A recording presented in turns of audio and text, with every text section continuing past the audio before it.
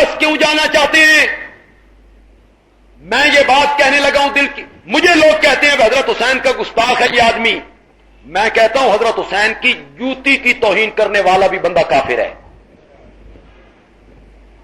حضرت حسین کے بعد آنے والی پوری امت، یزید تو کیا، امت میں بڑے بڑے لوگ ہوئے ہیں.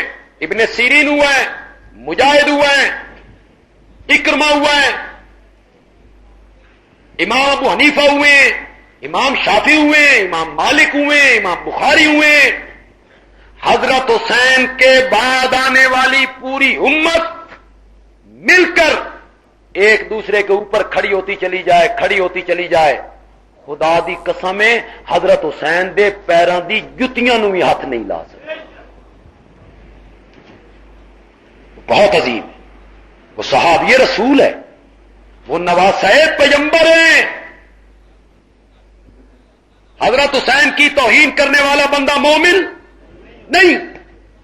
لیکن اور سمجھدار طبقہ تمہارے سامنے ہاتھ باندھتا ہوں، خدا کا نا جے میری گل سمجھ لو. توہین وہ کرتا ہے حضرت حسین کی جو کہتا ہے یہ مارکا کفر و اسلام کا مارکا تھا، جو کہتا ہے یہ حق و باطل کا مارکا تھا، سامنے کفر تھا، باطل تھا. جو بندے یہ کہتے ہیں وہ حضرت حسین کی توہین کرتے ہیں.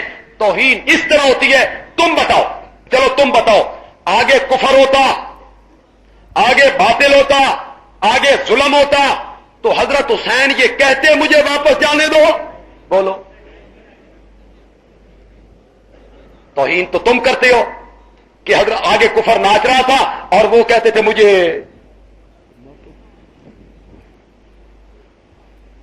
نوابزادہ نصر اللہ تو نہیں کہتا مجھے واپس جانے دو،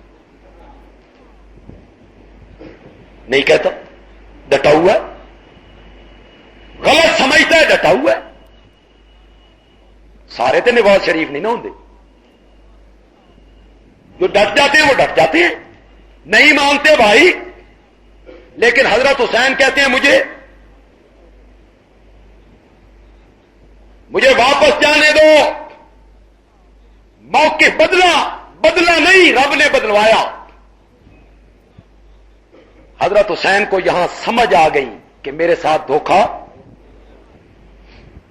ورنہ تو ہائے ہائے ہائے. امام احمد ابن حنبل کا بیٹا کہتا ہے جو کوڑے میرے باپ کی پیٹھ پر مارے گئے تھے، امام احمد ابن حنبل کی پیٹھ پر، اگر وہ کوڑے ہاتھی کی پیٹھ پہ مارے جاتے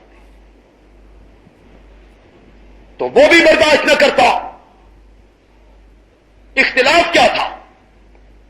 وقت کا حکمران کہتا تھا مانو قرآن مخلوق ہے. سارے مولویوں نے مان لیا بھائی قرآن مخلوق ہے جس طرح ہم عام مخلوق ہیں. امام احمد ابن حنبل کہتے تھے نہیں، قرآن مخلوق نہیں، قرآن اللہ دی صفت ہے، قرآن اللہ کا کلام ہے، قرآن اللہ کی صفت ہے، قرآن مخلوق نہیں ہے. یہ اختلاف ہے، اس پر کوڑے لگتے ہیں. اور جب کوڑا پیٹھ پہ لگتا ہے تو بادشاہ پوچھتا ہے ہن سنا مننا کہ نہیں مندا. اور امام احمد ابن حنبل کوڑا کھا کے کہتے تھے مجھ سے منوانا چاہتے ہو، ایتونی بے کتاب اللہ و بے سنت رسول اللہ. اور میرے کو منوانا جے تے اللہ دے قرآن دی کوئی دلیل پیش کرو، نبی دی سنت دی کوئی دلیل پیش کرو. اور کوڑیاں نال نہ منواؤ، کوڑیاں نال نہ منواؤ، دلائل نال منواؤ. امام احمد ابن حنبل کوڑے کھاتا رہا. جنازہ جیل سے نکلا، موقف. امام ابو حنیفہ کا جنازہ جیل سے نکلا، موقف نہیں بدلا. ارے یہ تو بہت اونچے لوگ ہیں، یہ تو بہت اونچے لوگ ہیں، یہ تو بہت اونچے لوگ ہیں. میں علماء دیوبند میں سے ایک عالم کی بات آپ کو سناؤں، مولانا حسین احمد مدنی، کہو رحمت اللہ علیہ. مولانا شیخ العرب والعجم، دیوبند کا عظیم سپوت، دیوبند کا شیخ الحدیث مولانا حسین احمد مدنی میرے والد کے استاد تھے. میرے والد نے مشکات ان سے پڑھی تھی. میرے والد کے استاد تھے مولانا حسین احمد مدنی رحمت اللہ علیہ. انہوں نے فتویٰ دیا انگریز کی فوج میں بھرتی ہونا حرام ہے. हुकूमत किसकी थी? बड़ा मुश्किल है। हुकूमत की आंखों में आंखें डाल के बात करना बड़ा मुश्किल है। फौज में भर्ती होना हराम है। कराची के खालिक दीना हाल में बगावत का केस चला, हजरत मदनी को बुलाया गया। जज कहता है आपने ये फतवा दिया है कि अंग्रेज की फौज में भर्ती होना हराम है।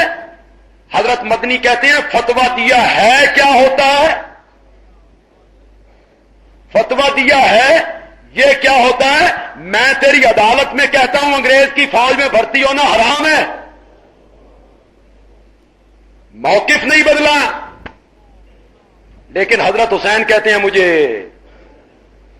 मालूम होता है कि यहां आके हजरत हुसैन को बात समझ कि मेरे साथ धोखा हो। बात वो नहीं है जो ये बेईमान कर रहे थे। और जब जज ने ये सुना तो जज कहता है हुसैन अहमद मदनी, इस जुमले की सजा जानते हो कि हमारी फौज में भर्ती होना हराम है?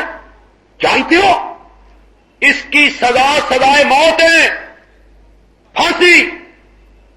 कहते हैं हजरत मदनी ने बगल से लट्ठा निकाला और मेज पे फैला के कहा सजा जानता था तभी तो कफन देवबंद से साथ लेके आए। मौकिफ नहीं बनी। ये हजरत हुसैन अहमद मदनी जैसे करोड़ों बंदे हों। सुना सुना, मौलाना हुसैन अहमद मदनी जैसे करोड़ों आदमी उस घोड़े की दुम पे लगी हुई मट्टी का मुकाबला नहीं कर सकते जिस घोड़े पे हुसैन बैठा करते थे रजी अल्लाह तआला। यही खालिक दीन हाल है। लोग मौलाना अबुल कलाम आजाद को बड़ी गालियां निकालते हैं। हमारा एक अखबार है मुल्क का नवाए वक्त, बड़ा बोलता है, कांग्रेसी है। यही खालिक दीन हाल है, यही जज है, यही मुकदमा है। जज कहता है 4 मौलवी पेश थे ना, एक मौलवी भुगत गया तो जज कहता है अबुल कलाम। अबुल कलाम चुप। फिर पुकारा अबुल कलाम, चुप। अबुल कलाम, चुप।